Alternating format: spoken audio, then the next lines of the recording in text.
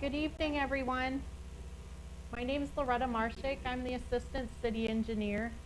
My name's on the letter that you all received with regards to the 2021 Mill and Overlay Project. And we're really happy that you joined us tonight with your questions. And hopefully we can explain some things to you, answer more of your questions. I would like to introduce our consultants with KLJ, Carl Jackson and James Godrowski. Hopefully I didn't screw that up too much, James. They're going to give us a short presentation. After that, we have an opportunity for people that are watching on their computer to call in. So we're going to see if anyone has any questions that way. And then we would be happy to entertain the questions that you all have. Once that portion is over, we'll go back to the open house style of meeting if you want to just meet with all of us one-on-one and continue on with your questions. So with that, I hand it over to Carl Jackson, and he's going to walk us through the project. Thank you again. Thanks, Loretta. As she mentioned, my name is Carl Jackson with James Godrowski. James is our lead project engineer, and so if we get into the real technical details of the plan here and what we're planning for design and construction, James can help answer those questions.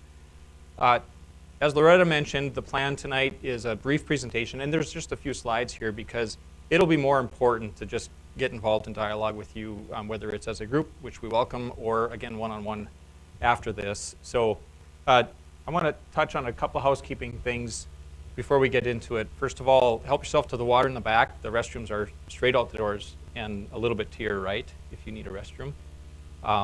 We have a sign-in sheet here. If you have not signed that, we would appreciate you taking a couple seconds to do that. It would just be nice to keep track of who came tonight, who asked questions, who is available and whatnot, so we appreciate your time doing that. There's also a comment sheet in the back. You're welcome to grab a comment sheet, and you can leave written comments here tonight, or you can email them. That email address is on the letter you received. That email address is also on the comment sheet if you need a reminder where to send your written comments. Let's see. Oh, for anyone interested, the detailed preliminary engineering report, there are 2 copies of that report on the back table. You're welcome to flip through that and ask us questions if you have any questions on that. So, like I said, we just have a couple of slides here to give a project overview, kind of give you a little bit about the background and what we're thinking for this year's project, and then we'll open it up to questions. So generally speaking, this is the 2021 Mill and Overlay. This is an annual program the City of Dickinson has done. The assessment part of it is a little new. The last year was the first year that the assessments really became part of the annual program, but for years before that, there was an annual program to replace pavements, concrete throughout the city. However, the city realized that they weren't keeping up with the maintenance, and so if you don't keep up with the maintenance at the right pace, you end up losing your opportunity to maintain the streets, and you end up needing to completely tear them up and rebuild them. And so one of the opportunities, one of the vehicles that the city decided to use was this assessment method. And so the special assessment policy that was adopted by the city in late 2019 was its way of trying to get back ahead with maintenance before the full replacement became really expensive. Special assessments, for those of you that have lived in other communities, you probably know that that's not a new idea, although it's a little new to Dickinson. It's a commonly used way to help offset the cost of infrastructure for a lot of municipalities in this region and beyond.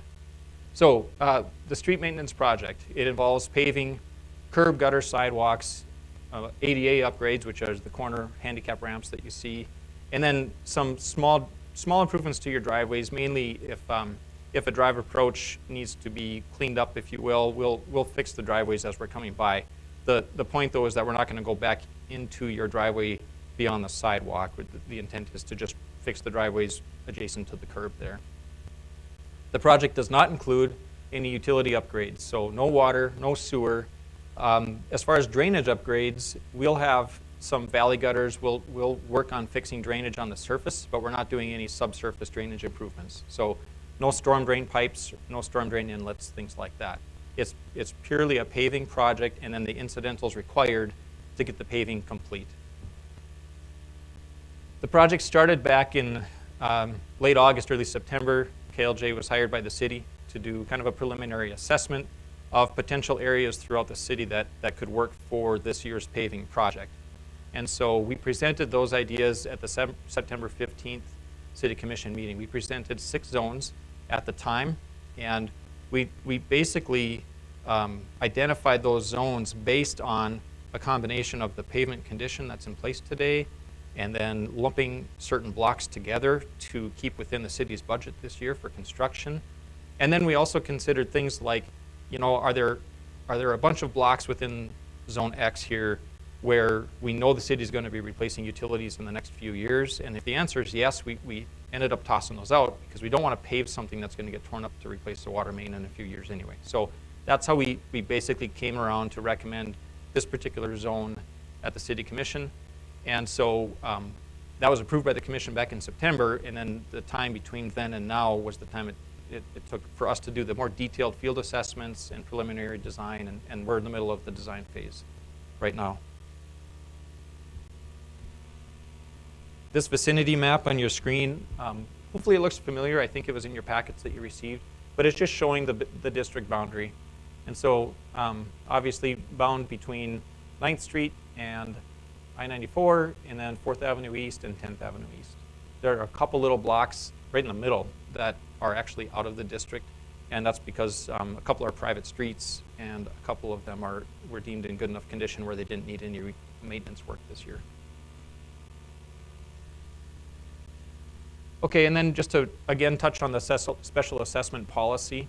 I already talked about some of these points, but you know, as far as the city commission's objective, again, it was to try and get back ahead of the maintenance projects that were kind of lagging behind, considering the city-wide pavement condition.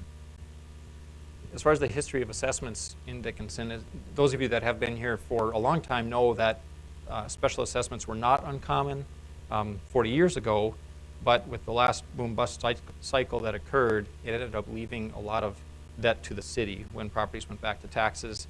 And so there weren't special assessments then for many years because that really put the city in a burden for a long time. And so this new policy, again, it's different than the way things were assessed before. Before, I think, if I understand things right, properties were assessed for everything, utilities, all the street paving and everything. And in this particular policy, again, it's focused on concrete improvements, not the asphalt paving and not the utilities and whatnot. The policy was written and is being administered in accordance with the North Dakota Century Code. The improvements per this policy are to be done in conjunction with an overall street maintenance project. So that really is the overall intent of the policy. There are a few exceptions where properties would not be assessed for concrete work. And one example is, again, the corners. So if you're coming around a corner and we need to put in ADA ramps, from where the corner starts to where the corner ends, that's paid for by the city. That's not being assessed. Some other examples of what's not assessed: if there happens to be concrete on a back lot line, that wouldn't be assessed. I'm forgetting one. Oh, okay, well, if the city if your concrete's in good condition, but the city, for its convenience to get another part of construction built, has to tear out your concrete that is, again, in good condition, then you won't be assessed for that. You know, if the city needs to cut out your concrete to rerun your water service line, we're not going to come in and assess you for that concrete if it's in good shape. And then there is a provision in the policy that says case-by-case basis. If the city engineer determines that an assessment is not applicable to a certain property for some unique reason, then the city engineer does have that discretion to decide not to assess a certain property.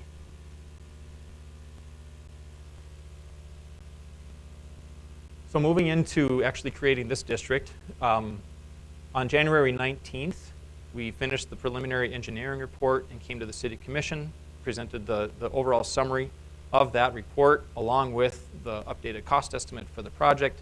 And the City Commission at that time approved a preliminary necessity to create, it was a resolution to create with the intent to create a district. And that began the process of the public comment period. And so you received your letter dated January 26th, and that initiated that 30-day comment period. And so that's this, and I think you're all well aware, the protest period, that again is dictated by the North Dakota Century Code.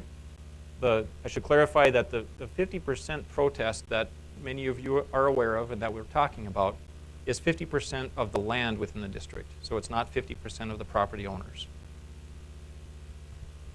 Submit your protest to the City of Dickinson. Again, we can provide that contact information if you don't already have it. And then the deadline for protesting is February 26th. So we're about halfway there. There's plenty of time to get your questions answered. Yes, sir.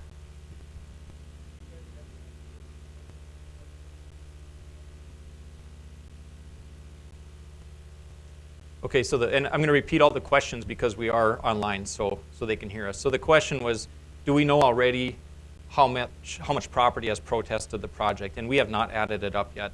We've received several letters, but we were just talking about it before the meeting, and we have not added it up at this time.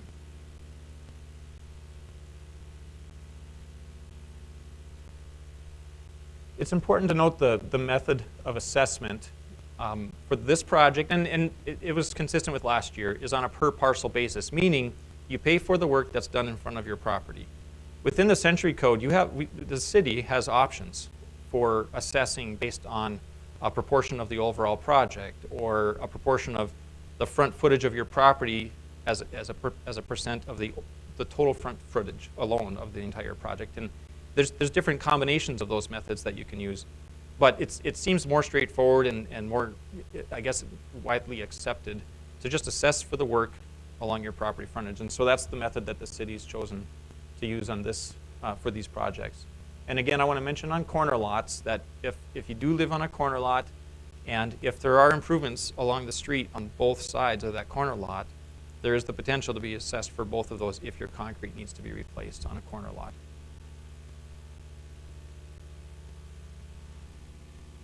So we wanted to show a couple examples of assessment scenarios. This first one is a corner lot, and you can see the red outline around this sidewalk and curb and gutter. This is just intended to show, again, there would not be an assessment in the corner here if we need to replace a valley gutter for drainage or ADA ramps for pedestrian accessibility. Okay, this would not be assessed. But in this case, if this concrete was in bad shape, then the assessment would apply to both sides of this corner lot. Here's an example of a lot where you can see it in yellow here. There's a lot line shown here, and then there's a lot line right on the edge of the driveway over here. And so this lot would only be assessed if all this concrete needs to be replaced, right from lot line to lot line. Okay. Now, the way we bid these projects, concrete, 4-inch concrete that's along the sidewalk is cheaper than the 6-inch concrete that you would put in front of your driveway here. And we do put 6-inch concrete at all drive approaches. And so if this is your property, the assessment would be for the price of 6-inch concrete here and for 4-inch concrete here. And it doesn't really show it on here, but if for some reason only half of the curb needed to be replaced, obviously we would only assess you for the curb that was replaced and not the curb that remained if it was in good condition.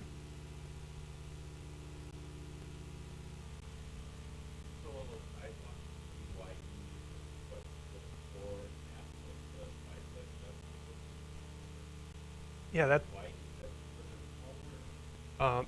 we're generally trying to keep the width that's there.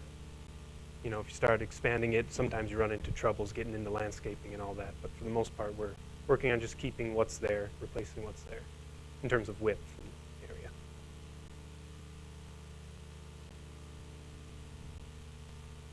This last scenario that we're showing you is an example of where there's no sidewalk along the frontage of this property.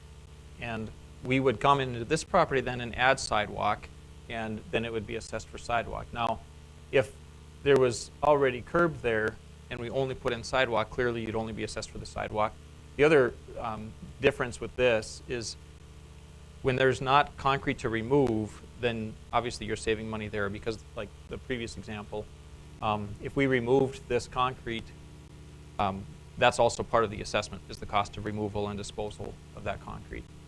And so here, it would be for the new concrete and generally be a little less per linear foot of sidewalk because it doesn't include the removal price as well.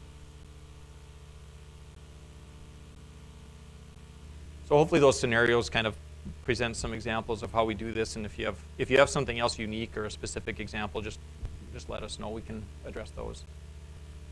To summarize where we are with budgeting the project, the preliminary construction estimate right now is $3.9 million. The total assessments as part of the project are about $1.4 million.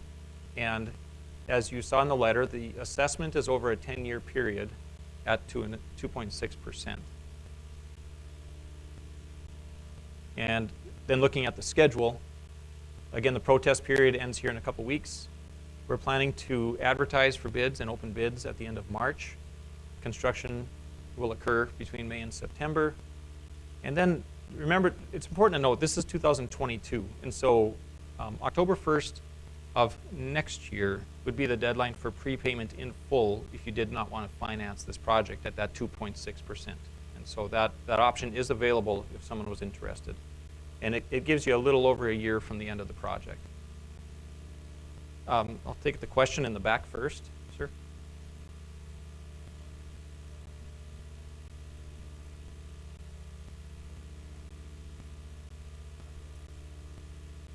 It's the total project. It's asphalt paving. Yeah. That's the concrete work that would get assessed.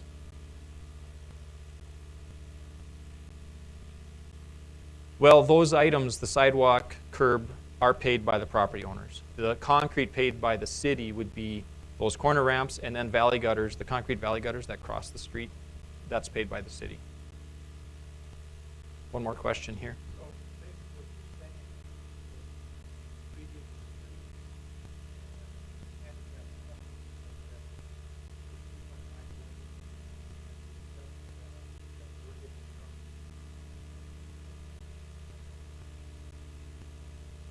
Well, no, the streets alone and the ADA ramps would be 3.9 less the 1.4. So it'd be 2.5. Yeah. I should repeat again, the question is the 3.9 the net after removing the assessed sidewalk? And the answer is no. The 3.9 is the total project, including the assessed sidewalk and the asphalt paving and everything. And the 1.4 is what's being assessed.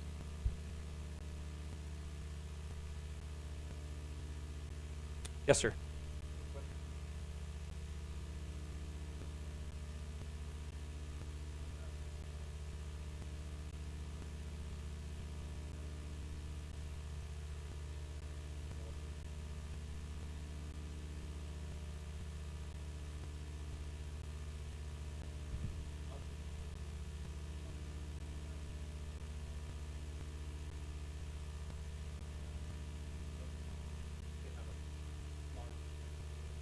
Mm-hmm.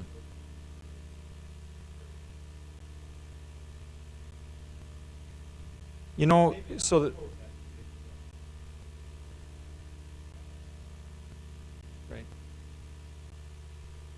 So the question was are non-for-profits, are commercial properties, and other larger properties included in that calculation of the 50% of the protestable area?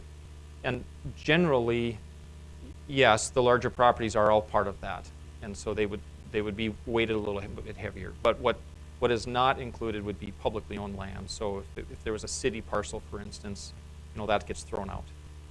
And I don't have all the details of the Century Code in front of me. That is spelled out pretty clearly in the Century Code if someone was interested in looking it up. I believe the Century Code is referenced in the letter that you received, so I think you could look it up too. I want to go back to this here. Now, I guess I'm not familiar with the newer townhomes you're talking about, but if they are in this area here, that's Pioneer Haven? Okay. Okay. Maybe after this, we can look at it closer on a map, because there is an island right where this white box is. There's kind of an island here that's out of the district, and so it doesn't count toward the area. We don't show it on this map, but we can look at it a little closer afterward. Again, it's a private drive, right, Lee? James. So it's a private drive, and so that's not even eligible for this city project anyway. So they wouldn't count toward the area.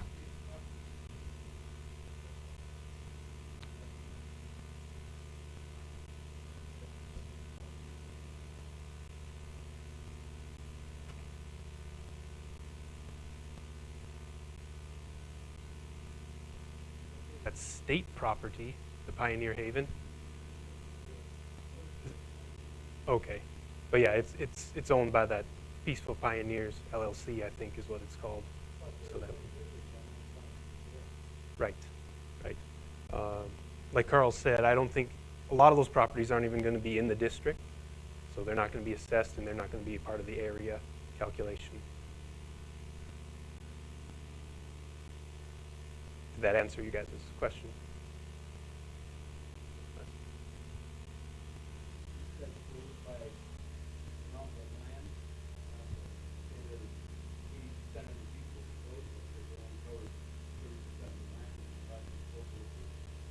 Right, yeah, it's by area, so it wouldn't go through 30% of the area protest.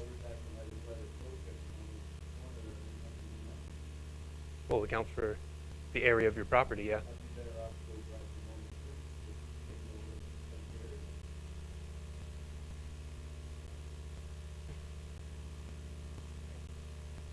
Yes.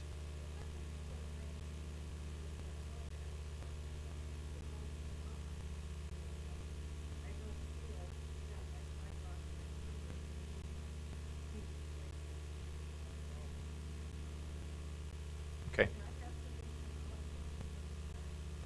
Yes, we. Sure.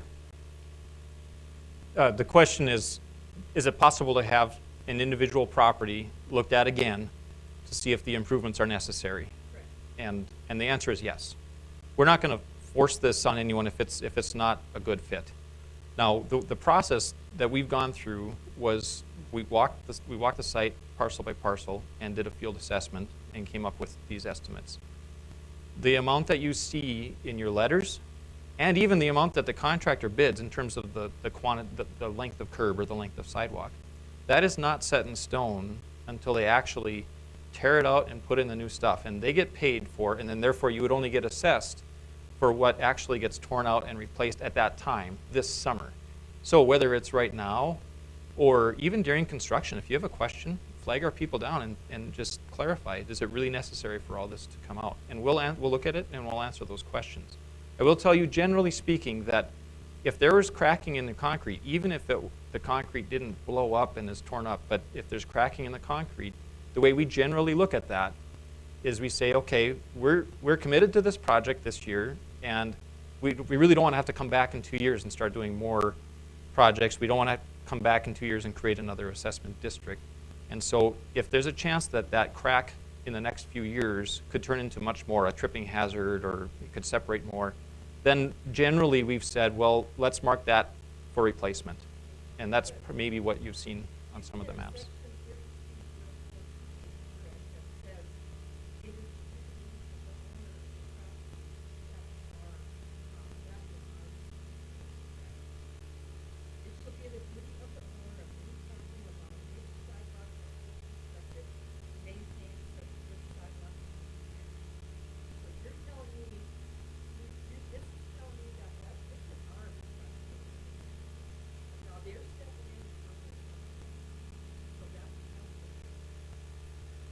I don't know exactly what code section you're referring to, but or if it's a local ordinance. But a lot of times those ordinances are written in regard of snow removal, weed management, things like that, and that's what the implication is. Yeah. So if they come in and they say, no, this is what we want to do, but this isn't its time. Carl, can I jump in there? Sure, please? absolutely. So I think that this is part of city code Yes. that you're referencing. Correct. As part of that code, we want property owners to come in and maintain their own sidewalks. That's why we're assessing for sidewalk and it's going to the property owners. I think it's a part of code that we don't always enforce as far as writing letters to individuals saying, hey, you need to put your sidewalk in or you need to fix this. What we had done instead is created the city sidewalk program where it makes it more voluntary. Well, it makes it voluntary. Homeowners can come in and sign up to get their sidewalks replaced through the city program, because then it gets assessed. So if they can't afford to do it all in one chunk on their own, it's an option to come in and do it that way. So by our code, it's something that we want property owners to do and could go through code enforcement and do it that route. But since we're doing this project, we're looking at pieces that technically fall in that code of maintenance. That's why it's getting noted. However, that's why Carl had mentioned that happy to come out, meet with you, talk about it, and see if we can find some middle ground.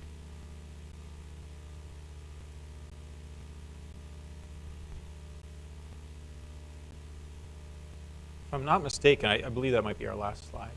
Yeah, and so again, I also want to make sure to not forget to thank you for being here, because that's exactly why we're here, is to be available, and we appreciate you getting involved and showing up, asking your questions.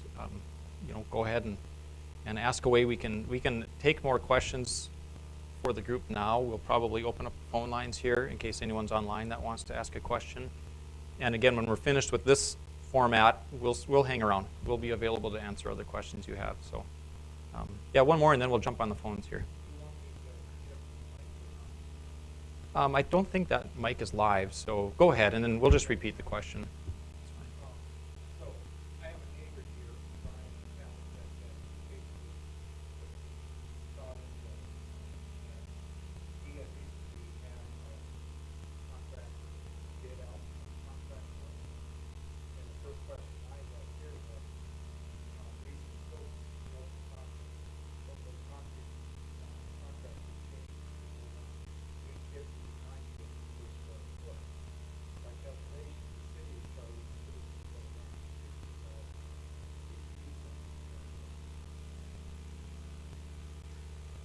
So I'll repeat that, and then we can address that.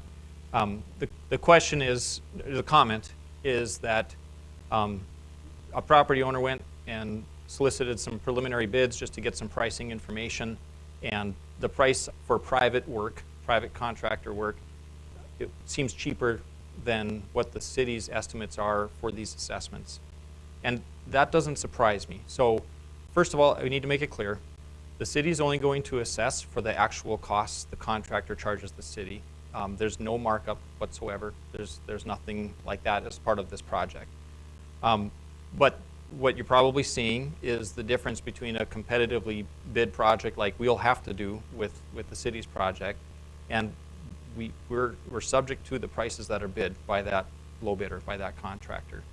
And it doesn't surprise me to know that there might be some other contractors that might be able to offer lower prices.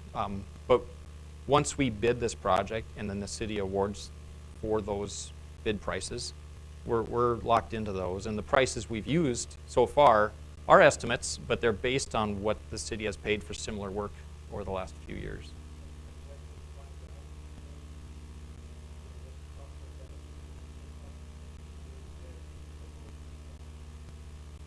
We don't.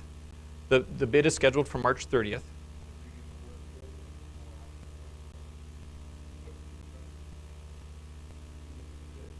When we award the bid, the contractor submits a bid per square foot of sidewalk, per linear foot of curb. And when we award it, that locks in that price. But until that point, we were telling you that the prices you've seen are estimates. Your actual assessment would be actual. Okay, I'd be glad to clarify that. Yeah, I'm not trying to create any confusion. So if I can clarify that, I'd be glad to do that. You said we will work with it, the work will be done, and then we'll know exactly what you say. Fortunately, I won't know until August the work's done, and then Yeah, and the reason I say that is because we have our quantities, you know, we marked out in our drawings where the curb and gutter would come out, where the sidewalk would come out, where the driveway would come out. But what we pay the contractor is not based on what's shown in our plans right now. It's based on what they actually do in the field. And so, and that's a typical construction contract for this type of work. Yeah.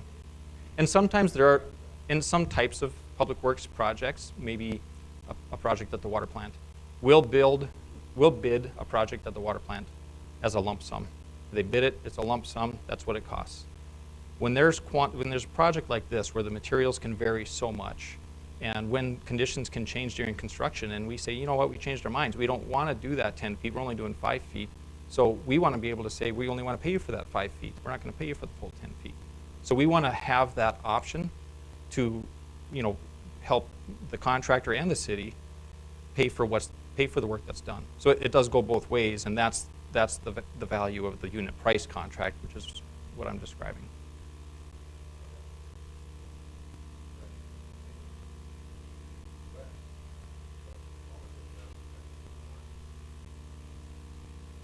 Yeah. Yeah.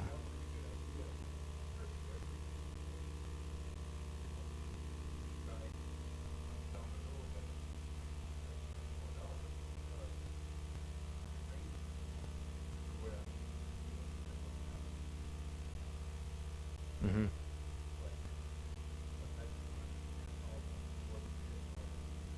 Well, we do our best. Like I said, we walked every parcel of this project to mark it out. Right, so we're doing our best to estimate it at this point. But we have to remember, as a homeowner and as someone that cares about my personal finances too, it's not a very comfortable thought to think, well, I think it might cost that, but it could cost more. I don't like that thought either. Unfortunately, the way these contracts work though, and I'm just asking you to remember, it could go up a little bit, but it also could go down. And that is per the Century Code. We feel obligated to disclose that because we don't want that to come as a surprise to anyone. So we feel like it's appropriate to disclose that, but that's straight out of the North Dakota Century Code.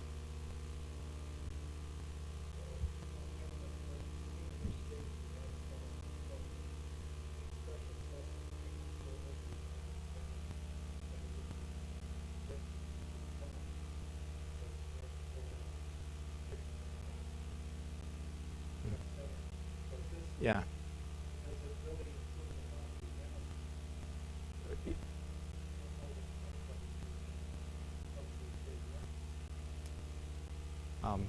Yeah, I understand your question. That's a good question. I don't know the answer to that. I don't know what the North Dakota Code allows or doesn't allow in that regard.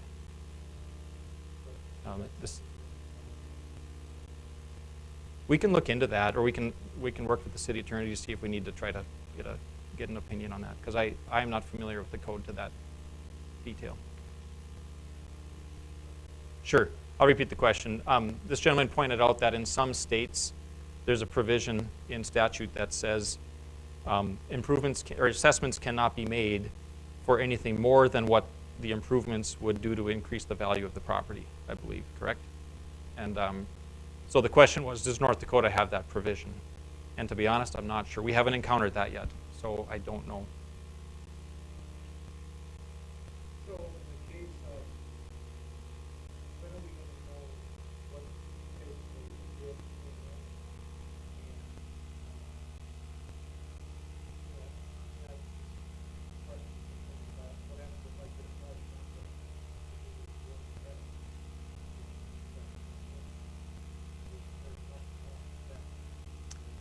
For the most part, no. We would want to work with you because we want to, if you wanted to bring a private contractor in the month before the city's contractor comes through and do that, I think Loretta would be open to that. We would work with you on that. We want to coordinate that though, because if for instance your gutter has a belly in it and we're identifying a way to fix that and make sure there's no bird bath occurring anymore, we would just ask that you coordinate that with us so we can tell you, hey, yeah, if you're going to do this, can you please have them put it in here or this way or whatever.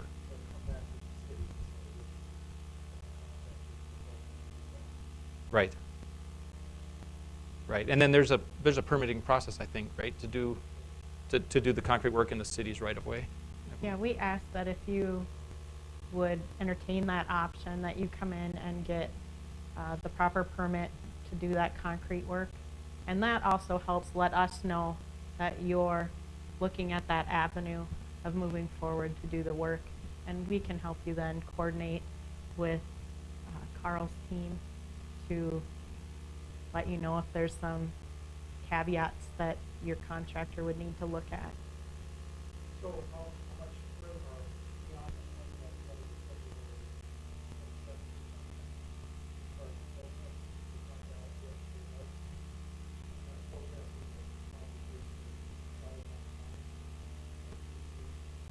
So the last day of the protest period is February 26th at 5 p.m.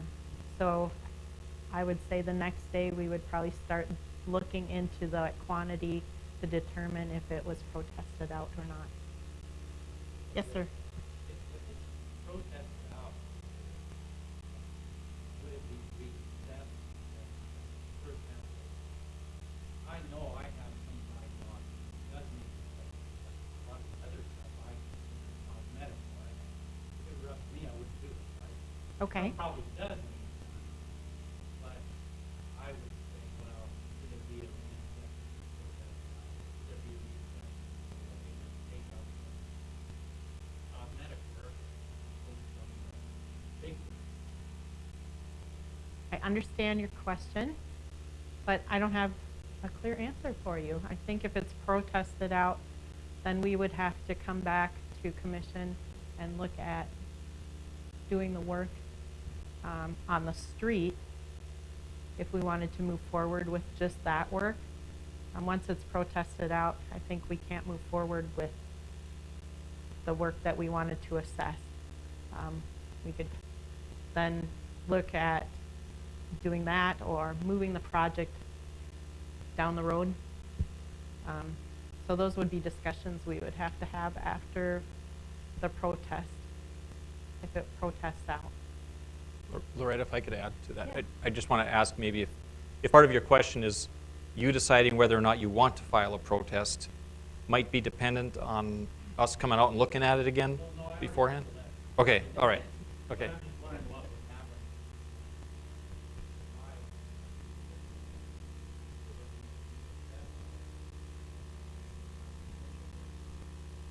Sure. If the project, overall, if the project is protested out and if it essentially kills the SID, then the next step would be the city would need to make some decisions about if there's going to be any paving work this year. If so, if it's going to be a much reduced scope, a different part of town. You know, obviously the city would like to do pavement maintenance, so I think the city would like to try to still squeeze in a project. But as you all are seeing, it's a process to get through to meet the time frame required to create a district and still get decent construction bids before everybody's in the middle of summer and marking up their prices even more. So I think the city would look at a different project, maybe not this project, maybe not this part of town, but it wouldn't be a guarantee that there'd be any project if it was protested out. Yes, sir.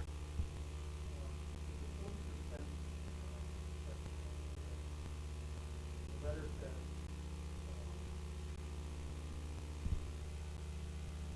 not will be, could be considered if up to 40%. Is that established by no That is. I'm going to read that real quick so everybody can hear it. So the letters say the city of Dickinson may consider award of bids up to 40% over estimated costs. And that's your question. And so yes, that comes from Century Code. But what's important to note in that sentence is it says the city may consider award. So, you know, the city commission, you know, we'll open bids and we'll look at them. And if it looks like they're really jacked up prices, the city commission has the discretion to not award that bid. And then we're probably back to the drawing board again, but it's not a guarantee. Let's say you guys get,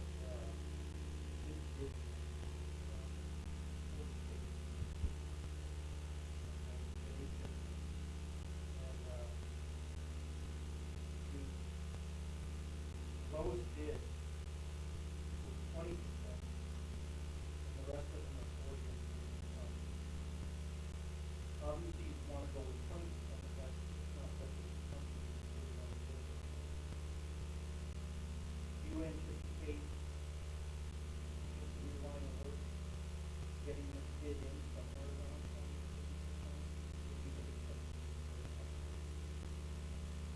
I think I'd like to ask you to clarify or maybe restate. I'd like to restate your question to make sure I'm understanding it. But 20 to 30%. Now, what we're talking about is we've got a current estimate, and say the estimate says sidewalk is $12 a square foot to remove and replace sidewalk, and whatever 40% of that is, 1680 or whatever it is. But now I'm stuck on the math. But anyway, if the bids come in a lot higher, where the bids are $16 a square foot to remove and replace the sidewalk, but if it's less than 40% above that estimate that we've already used, then that's where the city has discretion whether or not to award it. Now, if your question is how confident are we in our estimated numbers, we feel pretty good about them because we have the reference from the last few years that have been bid here in Dickinson. The time of year that you bid projects is important. You want to bid it about where we are right now, because if you bid something in June, July, contractors are already busy, and you know, prices are going to go up. Is that your question? Yeah, Okay. I was kind of curious, you know, like, I think what the other gentleman mentioned earlier is when you do get your bids in from the city, you say, okay, these are the bids we received, this is the one we're gonna go with. Some property owners, what you know, before we go ahead, or do they find out? That's a great question. So the question is, after the bids are open, how do the property owners know what the actual bids are? And there's not a formal process to notify the property owners of what that bid is. But I tell you, if any of you have a desire to communicate with Loretta or any of us, just email us or call us, and we'll tell you those numbers. There's going to be nothing that is not open public information. Yep. And if I can jump in there, when those bids get open and we choose a company to move forward with, that has to come to city commission again, and there would be a decision made at that time. So that information would also be available if you're used to looking on our city website and following along with our commission meetings. But like Carl said, please reach out. We'll be happy to get you the information, get you numbers, answer your questions. If I could, I know there's great questions, and we'll stay as long as you want us to, but we should see if someone's on the phone. Do you think? Can I just ask, being that I'm a toilet, why is it that basically I'm being charged for the fact that I got a sidewalk?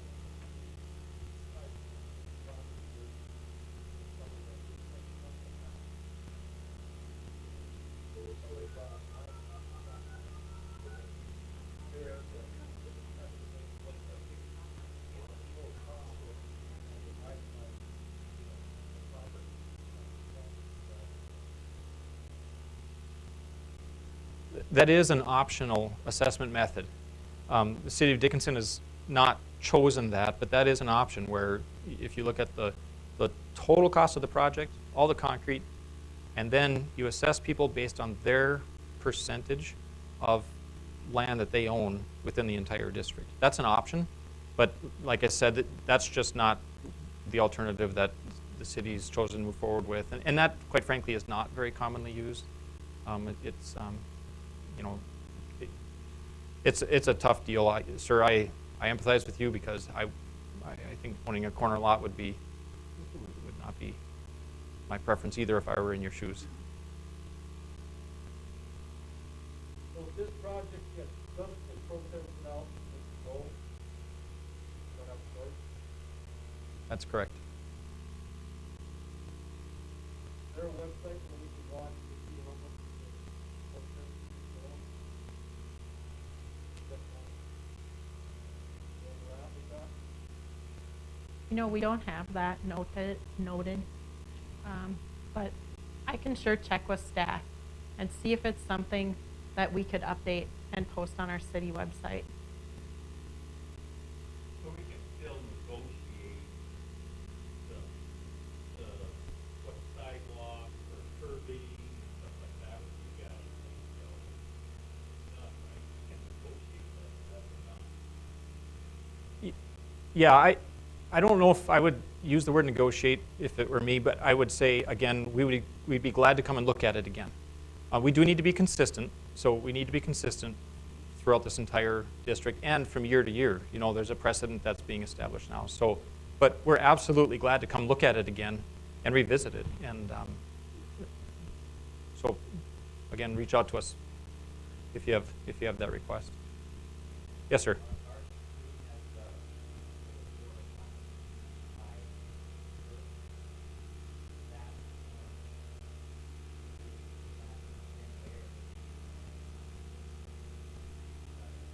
Is it a vertical curb?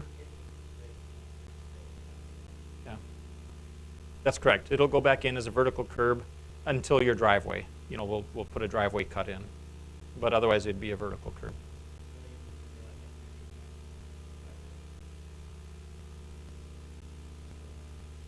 Well, if I'm understanding you right, sometimes you see those curbs that are kind of rollover curbs where, yeah, and if it's currently a vertical curb like that, an elevated one, it'll go back in like that. Yep. Yes.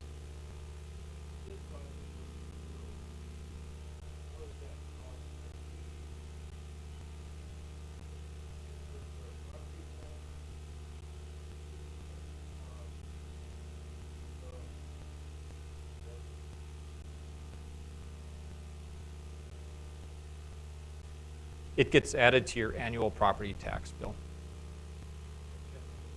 over a 10-year period, right? Correct. Well, let me, Sure. I don't know if there's anybody on the phone. I'm Brian Winningham, the city administrator. I'm like on day 63, so I do want everybody to take a deep breath, you know, because nobody's trying to hide anything here. This seems awkward to me because I'm trying to learn how we've got to this point where we're doing assessments, and these are years in the making. So, and I understand reading the code and looking at the assessments. If the assessment gets protested out, so you have a number of, you know, homeowners that say we're not doing this, that assessment gets protested out, not the project. The project still goes through. Then the city's going to ask you to pay for that concrete, that pay for your portion. You can have somebody come do it. It's typically more expensive with the city because we have to be bonded. We have to have all that stuff that the city has to require. You don't have to do that. You just have to have a person that's licensed and permitted to do concrete, and our costs are higher because we do the entire engineering project. So when you look at the assessment, it seems really extreme to me. Like, oh, well, especially if you live on a corner lot. And I talked to the mayor about this and said, well, if a couple neighbors got together and they batched their own program, 3 or 4 neighbors got together and said, no, I want this portion that's been assessed. This is bad concrete. That can be relooked, as Carl was saying. But ultimately, somebody comes out and looks at it and says, you have to replace this part. You protested the assessment. That protest also says we can't amateurize it over 10 years. The city does a 1.5%. That was the policy, and that's really just the administrative fee over a 10-year treasury, which is pretty low. It comes out to about 2.6 over the 10 years. Still, if it's $3.9 million, that's a lot of money. So all I'm saying is, the protest part doesn't really get you out of the project. The city still has to maintain the health and safety of all the city streets and curbs. And so I struggle with it too. I'm looking at it going, okay, well, is there a way we can, and this is just me talking, is there a way that we can, push past that 1.5%? Can we pull that off? Can we make it a cheaper amount? Because over this last year, COVID has been an issue, and there's a lot of economic issues right now for the city. Well, for the last 2 years, the city hasn't raised property taxes. And that's been a big contentious point because other places have raised their value. I think maybe the county, maybe other places have raised their property taxes, and the city hasn't. So that's kind of a bigger picture. I probably can't answer all the great details, but I've been reading through this assessment, working with our assistant city engineer and trying to figure out, okay, do we have any flexibility? Can I go to the commission and have some flexibility for citizens and say, how do we reduce this? Is there costs we can reduce? And I don't know if there's an answer for that right now, because if it's not this, area, it's going to be the next area. And you may not see any more work for another 10 years in your area. And that's, if you drive down 21st, you know, it's pretty bumpy, right? And that's something we're addressing. We have to go back and look at it and go, why did that mastic not settle? All those things have to be considered, and that's only paid for by the 1% sales tax. So the entire city's sort of maintenance gets a very fraction of it, and then we have to look at those and say, okay, when we do the assessments, the property owner is responsible for that sidewalk. And so I'll tell you a story about this. A citizen came and said, hey, this is my sidewalk. Yes, it is, but it's also a right-of-way. So it's shared, but I still think you should have, you know, all the ownership. So when someone's standing on your sidewalk and they're moving your trash can, you can get mad about that. You can say, hey, this is not right. This has happened recently to me. And so the idea is we're making you pay for a sidewalk and you have some rights to it. You know, somebody shouldn't be able to stand out there and do whatever they want in front of your house. At the same time, we're asking you to fix and repair it. We don't send people out typically going around looking for broken sidewalks. It's typically a complaint. And I'll have to ask the city attorney about liability. If somebody falls down because of a crack on your sidewalk, who becomes liable for that? I don't know that. In other places I've been, it becomes the homeowner. They can come back and, you know, try to make you liable for falling down because you have a raised crack because you wouldn't take care of it. That's something I'm trying to figure out in my head, if it makes sense, and this is why we're saying we're assessing it. Part of me, I thought it was a good deal. Well, it's assessment, it gives you 10 years.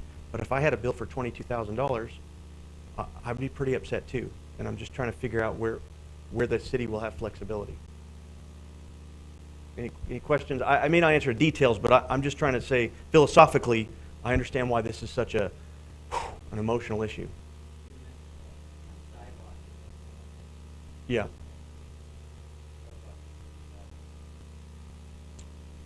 I think it goes to that point where we've assessed. Is it curb and gutter that we've assessed also? Mm-hmm. Yeah. So it's basically out to the apron of the road, and yes, that's based on what I've looked at. Yes. Well, it's not necessarily private property. It's still considered well, I say right of way. That's actually not the right term. It's an easement.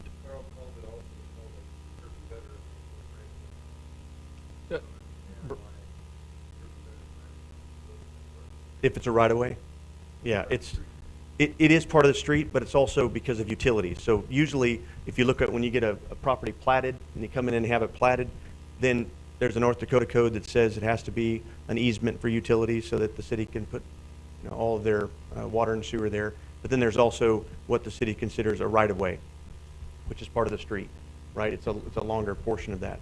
So you only own by deed up to that right of way or the easement, and you have to look at your deed and see where that's at. Like, what does that look like? And I think it goes into the sidewalk, or it crosses into that. That's an easement. You have to give the city an easement because they have to be able to work on the curb stop, and that's why if something fails, you don't have to necessarily pay for that out of a single owner, right? If something fails in that curb stop to our water distribution, you don't pay for all that. I mean, yeah, we all pay for it eventually because it comes out of our, you know, assessed taxes, but it's a very fraction. The city is actually paying for all that. The homeowner doesn't bear all that cost. And that's why for this project, you're only bearing that one portion of the sidewalk that's in front of your property or on your deed. You can look at your plat and see where that's at. And then, you know, I'm going to learn that too and look at where our city requirement is, which is, you know, I think ends really at where the sidewalk ends. That's what I believe right now, and we'll get more answers for that. Brian, if I could comment just to clarify, there are a lot of situations where it is an easement to build sidewalk or the road. This particular project is platted right-of-way, so it is all right-of-way, basically up to the back of sidewalk. You know, give or take a half a foot. It kind of varies maybe, but the right-of-way is on the home side of the sidewalk typically throughout this project. So we sit in the meetings before anybody does developments in the city, and when they try to put a new house in or something, then You know, you'll see around the city that some people don't have curb and gutter necessarily, and then when they go to sell that house, that essentially that person that buying that house, it gets required to fix that. They have to then put that sidewalk back in. So somebody asked a question about, does it help the value of the property?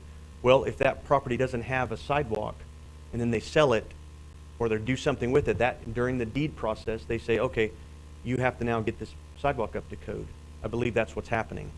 And so this does add some value because, you know, it should be based on a proper bid and a proper company.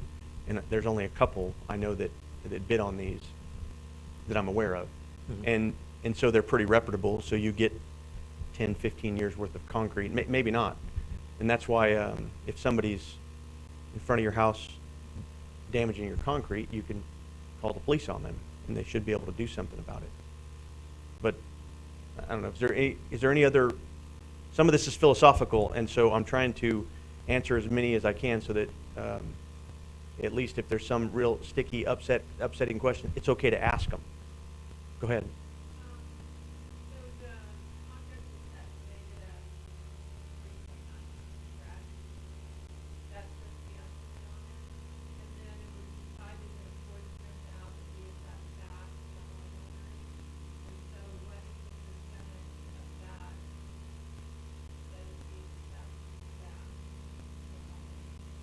What's the total? It's a good question. What's the total? What was assessed? So the 3.9 million, let's say, I think it's close, like 1.3 million is the sidewalks, that total, and that's removal, it's, you know, square feet, it's all that stuff, right? Bitumen material, all that stuff, and that's about 1.3 million. So what portion of that 1.3 million is the citizens having to pay for? Is that right? Like, what portion of that, and then who determined that? Well, the determination for what the citizen was to pay was how much broken concrete is on your plat, right? That's the math. If you have longer broken concrete around your property, you're going to wind up paying more because it's broken concrete. Does that make sense? That's what I think.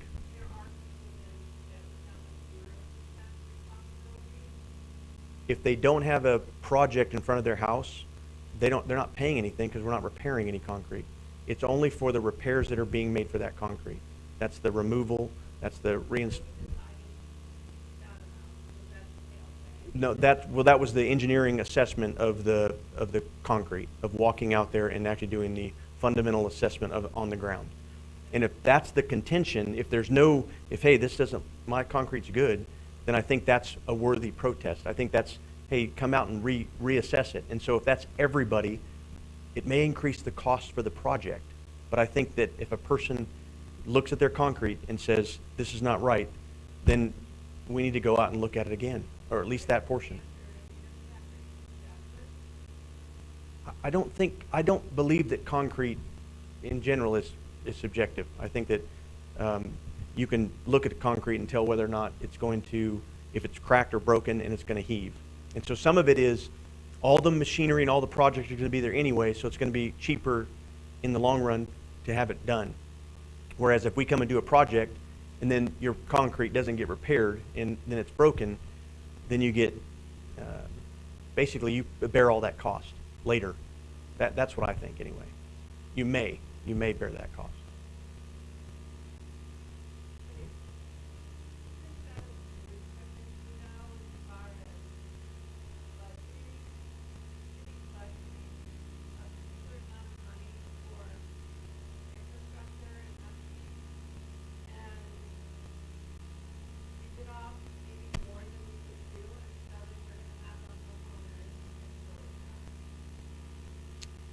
Generally, for stewardship, it is a stewardship issue, and we only budget a portion of the tax to sidewalks.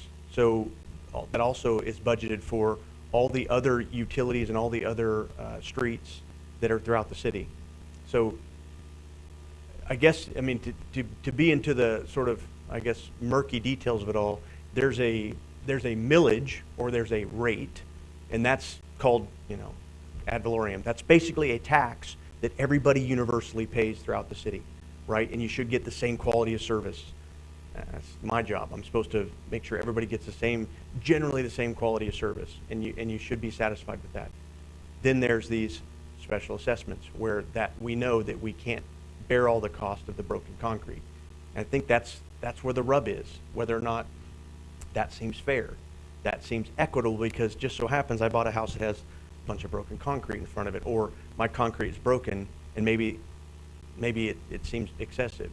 I don't disagree with that. I think what you're saying is, it may seem unfair, and it may be unfair. If we go out there and look at it and say, yeah, this concrete, not that it was a bad quality of work, because that does happen also. There's been projects during the boom where developers have come in and they raced in and everybody just wanted a house. And so if you go to, I'll just use the Sundance, there were things that they didn't finish the lighting, and there's still citizens paying for a portion of the lights.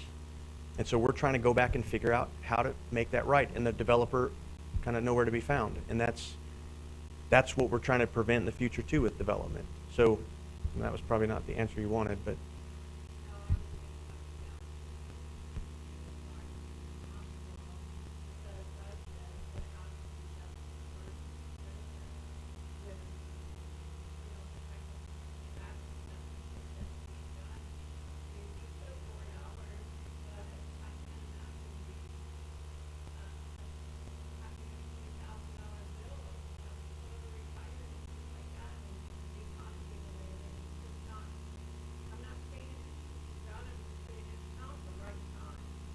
yeah, I agree with what you're saying, and I think that if we would have raised taxes for everybody, right, we would have just raised property taxes, and that's a set value, then we could have budgeted more money for your sidewalk.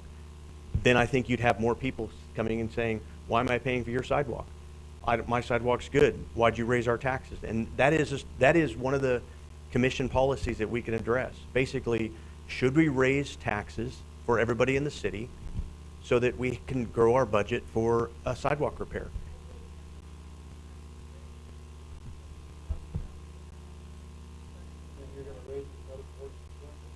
Well, I don't think you raise it 40%, but I agree. No, I absolutely agree.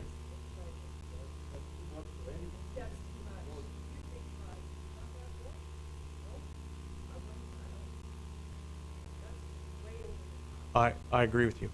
I agree with you, and I can't say that, this is the place to talk about it. This is the place to be upset and say, can we go back to the commission as a city, you're the citizens, and say, is this right to do this? And I know that that's up to the 5 members to say, well, we can raise the tire taxes, we can do those things, but this is the place to share that. And I think that's what matters. I think that's part of this, that's why I moved to Dickinson, so that we can, because there's a lot of kind people here, and you can come and you can have your questions answered, and nobody's hiding anything, at least that I've seen.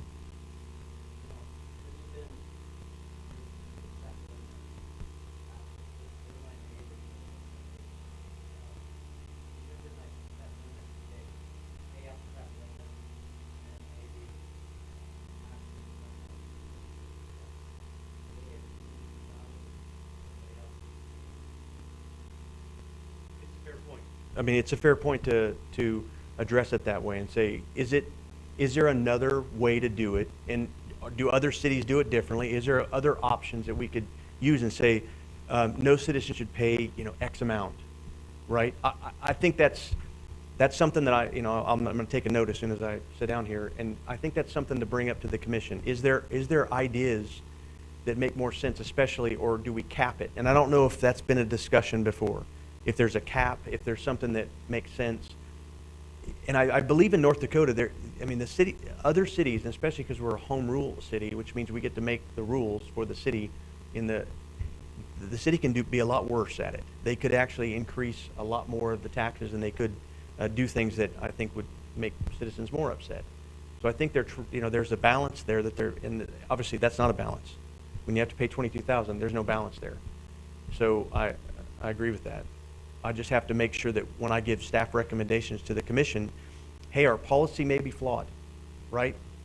This may not be the best policy, and we need to look at maybe making a cap. And can we afford it? No. Okay, then we're going to have to raise the taxes. But I think we're going to get better at our message, get better at explaining that, and that way, when somebody complains about the city taxes being raised, we can say, well, that's because your fellow neighbor and your citizen was paying, too much money. And most people that I've come in contact with here say, well, we care about each other. I mean, that's what I hear. So that's why you're all sitting in here. In the back, right, real quick. Brian, Chance, and I, Dave, you guys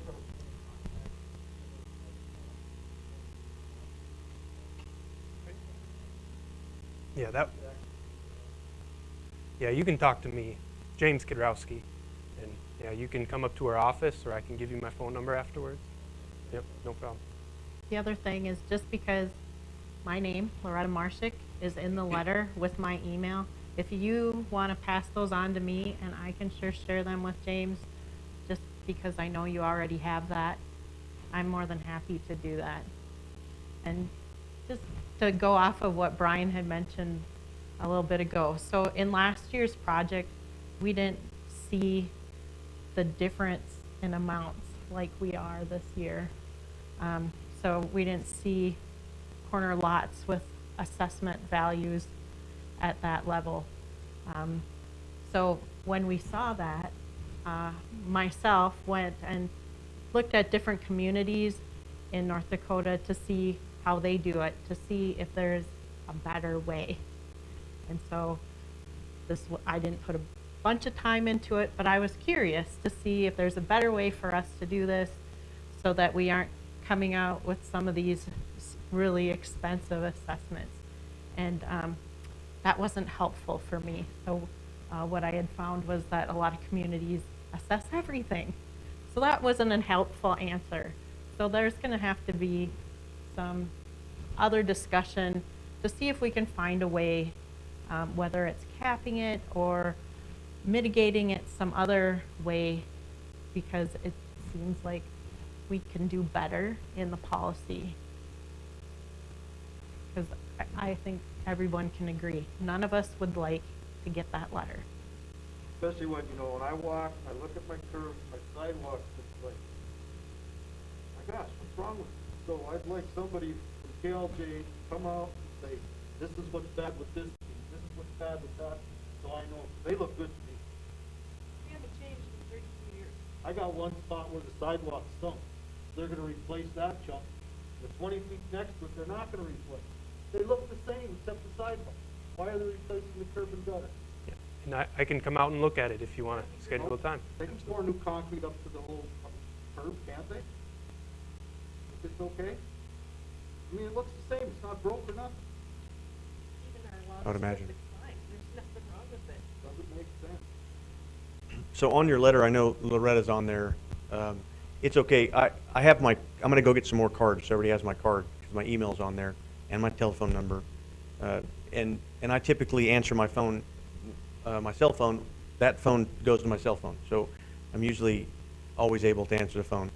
And then if I miss a call because I'm in a meeting, you leave a message on my phone and I'll get back to you. And so it talks about the city auditor in one of the emails, and I'm actually the city auditor as well. I don't really know exactly what that means because it's not really defined.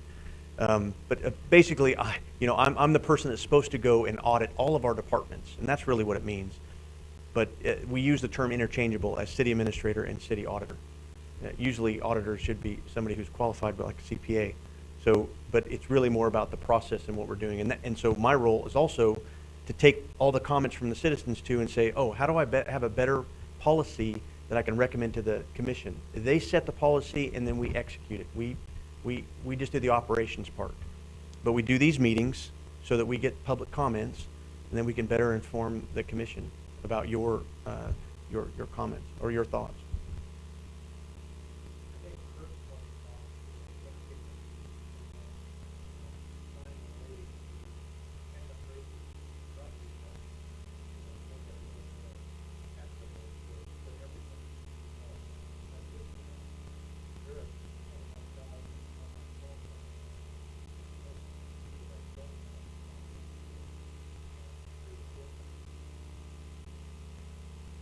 Yeah, I agree with that, and I think there's some, if I have the authority and the city engineer, which right now we don't have an interim yet, but has some ability to have some judgment, then we should be able to go out and do some assessments, and that's why we've hired an engineering company. And that judgment is, I don't think that all of that has to be done. Maybe that can help some of the costs. Ultimately, some work has to get done, and that's part of living in the city.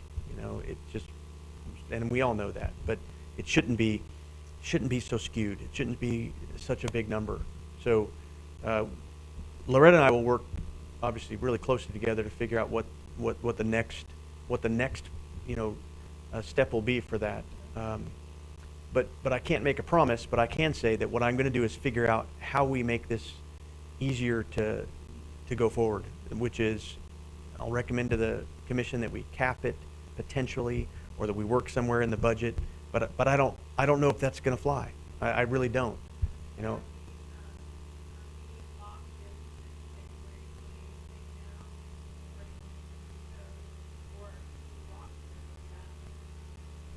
I don't know that. I think because we're bound by the public process, right? For all the reasons that it should be, transparency and all the things that so I don't think we can go beyond that date as far as the initial, your protest letter may help us to get this done quicker though, right? Because if we get enough protest letters, then we have to really look at it, and individually we should look at it anyway. So it doesn't take that long. We're a city staff that's here. That's what we're here, 8 to 5 to address concerns. So it's not as if it's going to get lost somewhere. You make a phone call, you email me. It's not like, oh, I'll get back to you. It hasn't worked that way since I've been here.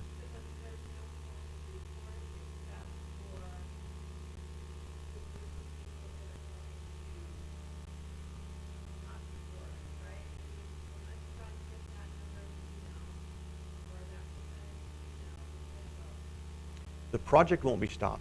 So I was trying to, the project isn't going to be stopped. It's whether or not the assessment, it's whether or not the fund, the amount you're going to pay, right? The project's going to go, but what should be in contention is not just the protest for the assessment. It's whether or not that's actually legitimate, like the concrete that you have, like the, hey, I don't think that's right. This is not broken concrete, and that may increase a little cost for us, but that's okay. We're talking about here and now. We're talking about if your protest, define that. Put that in the, I don't think, take pictures if you have to, but basically give us, you should get a positive response, meaning somebody should come out there or somebody should address what you're saying. It shouldn't just get lost in the, this isn't the federal government. It shouldn't get lost in the bureaucracy. That's me. There's no bureaucracy. Somewhere I should be able to address your concern. Even if it's every one of you in this room or whoever comes in, we should be able to look at that and address it. That's what I get paid to do. I would be more concerned collectively as a community than for myself. I don't want my neighbor to have to pay $20,000. That's Yeah, and I don't disagree with that. I'm just trying to figure out if I'm going to have the authority to change that. And we have a really, really outstanding commission. They're one of us. They're here to figure out. The mayor has got the same concerns. I think his was $11,000 when he did his, something like that, and then he basically pooled it with the neighbors. And I do know that we're not, by a standard, going out and looking for broken curbs right at the moment. I mean, we have other things we're doing. It's not that, but also if you had a broken curb and you wanted it fixed, and you came to the city and said, when's this project? Nobody's done that either. Nobody's come to us and say, I don't field any, you may, Loretta, field some complaints, but I don't field that many complaints that they say, this road is messed up, which may be a good sign, or maybe just because, now there's ice on it, so you don't notice it. Brian, were the commissioners asked to attend this meeting? Were they asked? Yeah. Or could they have come if they wanted to?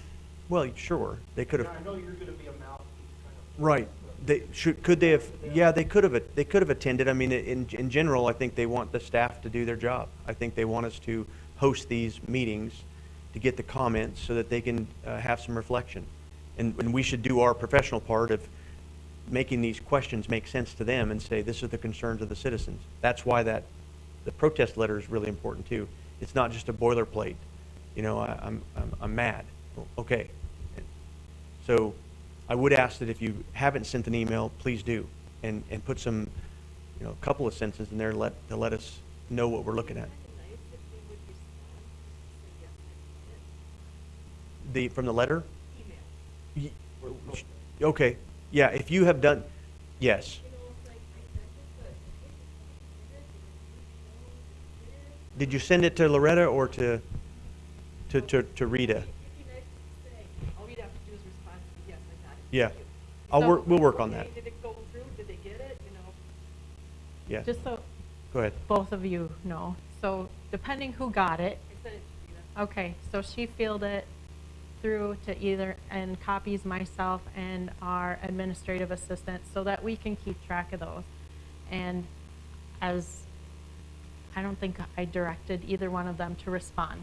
So we sure can go through all those. Just take 2 seconds to say, yes, we got it. Yep. I agree. Thank No, you. absolutely. That's great input. Absolutely, and I'll tell Rita that tomorrow, because there'll be more people sending them in, but I'll tell Rita if something comes in, I don't mind sending it back. But you can also send it to me. If you don't get a response back, you can also send it to me and I will get it back to the staff. But I typically respond to emails, even if I'm just saying, you know, acknowledged or received. But that's probably but that comes from my military training where I'm just kind of bound to do that. It's probably worth mentioning too, the approval process for creating the SID needs to formally go back to the city commission. It's not a default, you know, so after the protest period ends, then there's another city commission meeting, and that's where they will consider a resolution to formally create this special improvement district.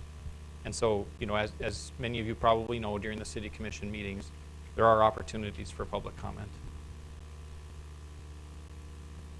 And really for me, it's helpful that all of you have come tonight and shared your comments, because when we have that meeting and commissioners ask questions, it'll help me dig into it and have some answers and some staff recommendation to move forward, so that we're not dragging it out further and trying to get them responses. So I really appreciate you all taking your time to come tonight.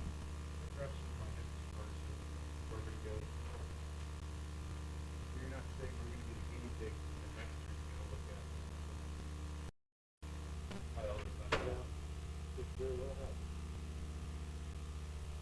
Well, in some ways you are the guinea pig, because I have to say, last year we moved forward through the same process and we did not get a lot of comments. Questions about how the process works, but we didn't have the big range in dollar amounts. If we'd have had that last year, we'd have looked into that more and refined our process. We did. It's just the properties are different. Some of the way the corner lots are is different. Maybe the condition of the concrete is different. Maybe we just didn't get people that come forward. Maybe the economy is different. I'll get to you in a second. But that's when we get comments. That's when we dig into things and realize that there's concerns and we need to look at those. So in a manner of speaking, I'll take away, we all will, what's been shared with us this year and try to make it a better project next year. And as we go, we just try to keep getting better. So I don't know if that really answers or helps things out here, but I'm going to talk to the Public Works Director about that and see what I can do with that. I think that's a sunk cost. I think snow removal is a sunk cost in our, we do that regardless. You know, that's just a machine, but yeah. I don't think we paid extra people though overtime for snow removal. This is true. Yeah, my 8-year-old. There's the question in the. Yep. Sir, you had a question. What were some of the other projects you had in the past?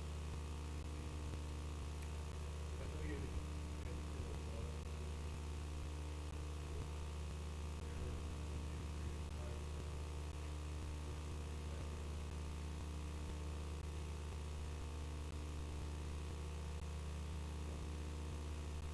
had Yeah, that area, and then from Fourth to the west, was this same mill and overlay program last year in those residential streets.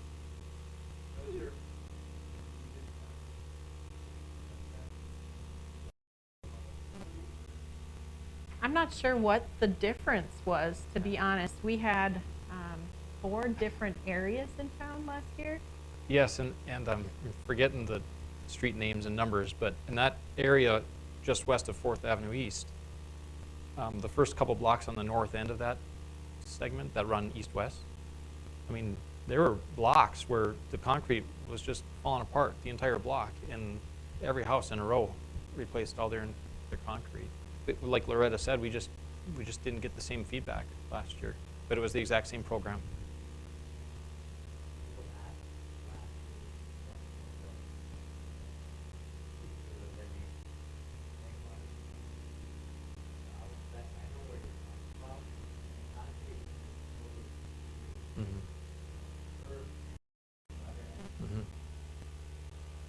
I know last year,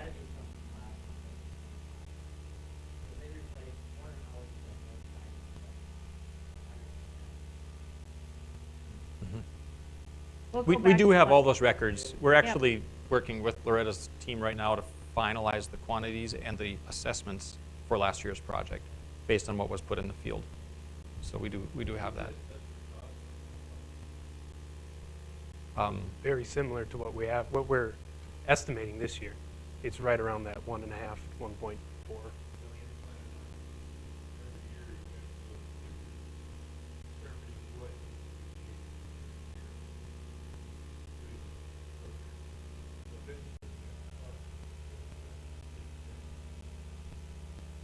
Yeah. So our sidewalk, street, and other maintenance program, basically it gets set by, every year, but it's not just one annual rate.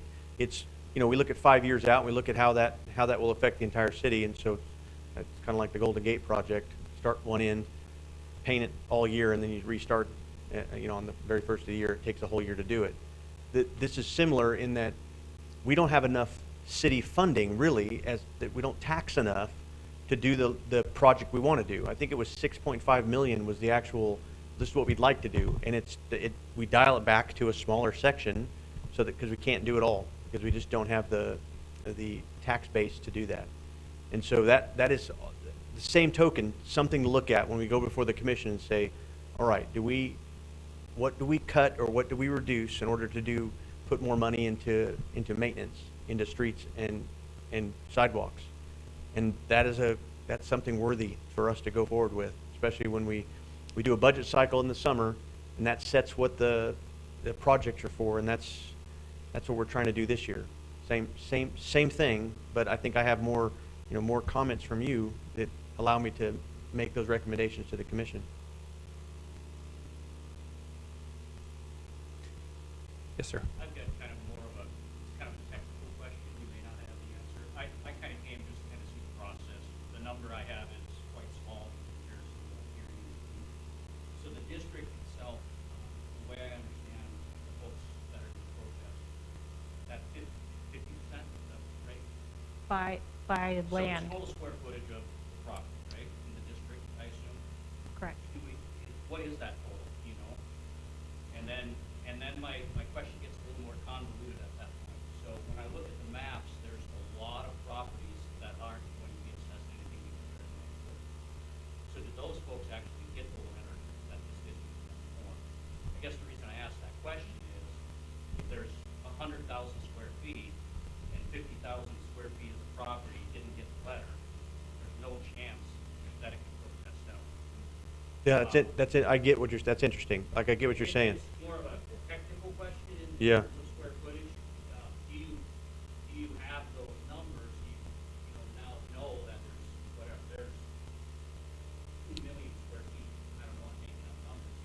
Was everybody notified in the SID? Because what I heard here was That's some people 100%. said Yeah. that their neighbors have Yeah. $25,000 and we might only have $4,000, and that doesn't seem fair.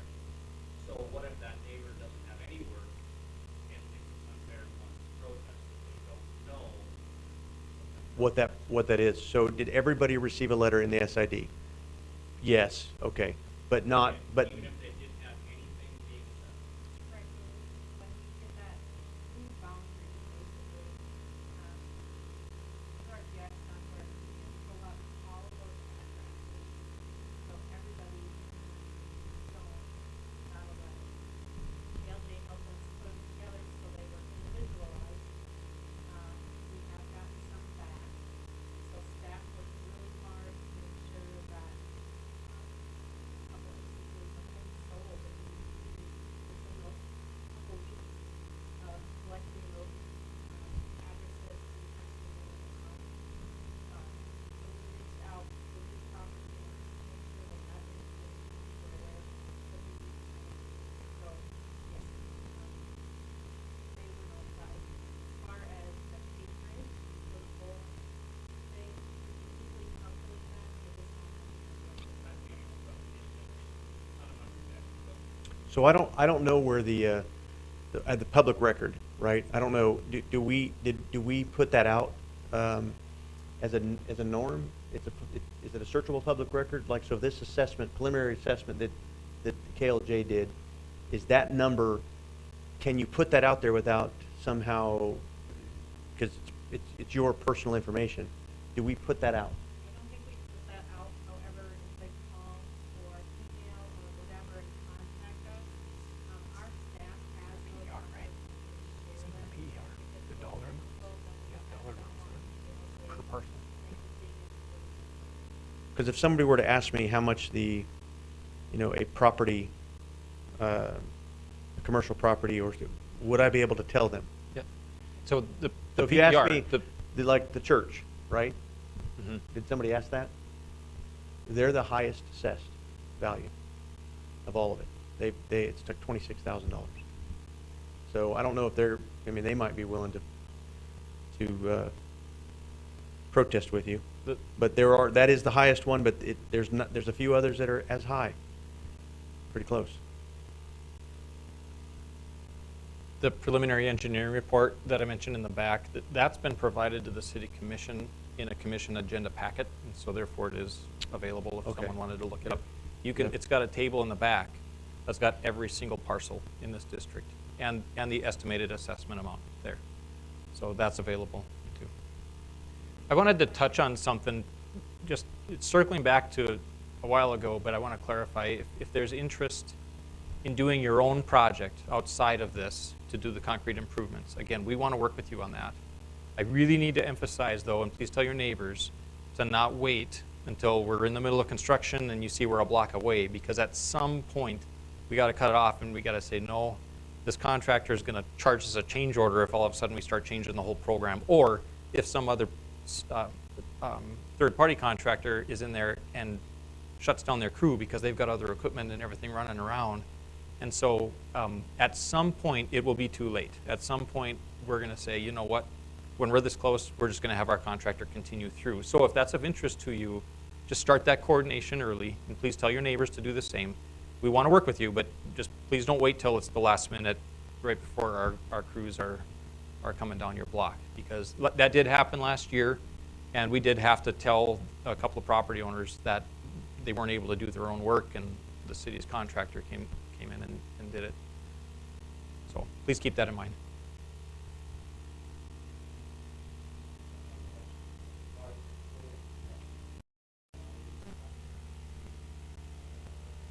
I think it's 1.4.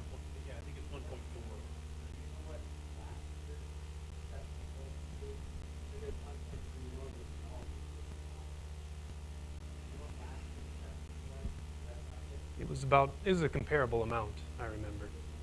In the ballpark of 1.5, yeah.